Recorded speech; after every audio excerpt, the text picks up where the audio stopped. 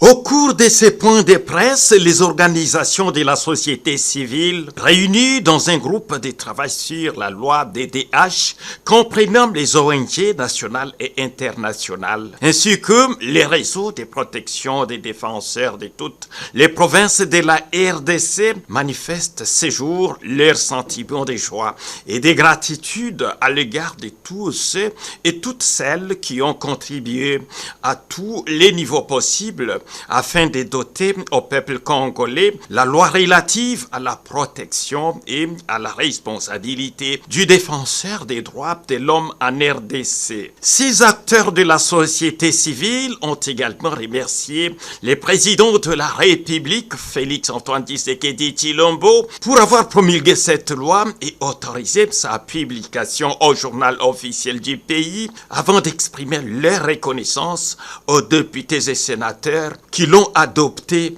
au niveau des deux chambres du Parlement. Que les missions diplomatiques et les mécanismes onusiens et africains de promotion et de protection des droits de l'homme acceptent nos remerciements et notre reconnaissance pour leur dialogue constructif avec les autorités, leur appui technique et financier et leurs recommandations à travers les 3 cycles de l'examen périodique universel, a laissé entendre Maître Abel Massoudi, coordonnateur du réseau de protection des défenseurs des droits de l'homme, victimes, témoins et professionnels des médias. Pour sa part, Maître Henri Wimbolwa Ochoudi Kenge, président de l'ONG Alliance pour l'universalité des droits fondamentaux, AUDF, a fait savoir que, pour tous les DDH, ainsi que toutes les personnes éprises de l'esprit de justice, de paix et de respect de la dignité de la personne humaine, la promulgation de la loi sus évoquée est une étape importante de renouvellement de l'engagement pour la promotion et la protection des droits de l'homme en RDC. Selon lui,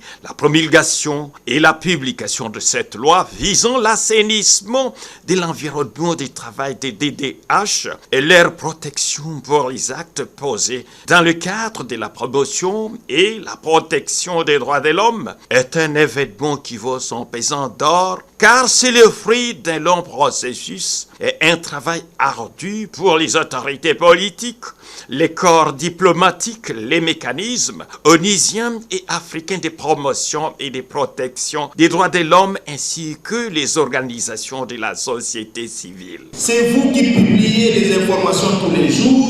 ce sont les ONG dans tel ou tel autre domaine. Et donc, positivement, parce que nous avons déjà une loi et nous allons voir s'il y a des lacunes, aucune loi n'est parfaite,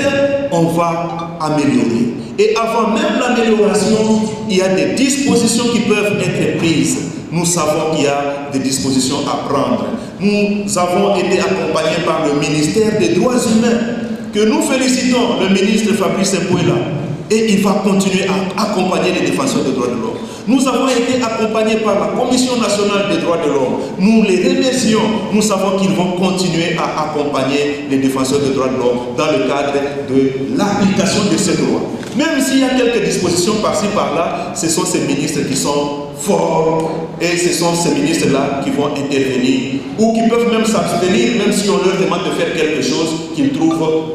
Voilà pourquoi nous disons, nous, aujourd'hui, nous remercions toutes les autorités. Maître Henri Wimbolwa Ochoudi Kenge a à cet effet remercié les DDH pour leur plaidoyer en faveur de cette loi, adressant sa gratitude au ministre des Droits humains, Fabrice Mpouela, pour son implication personnelle.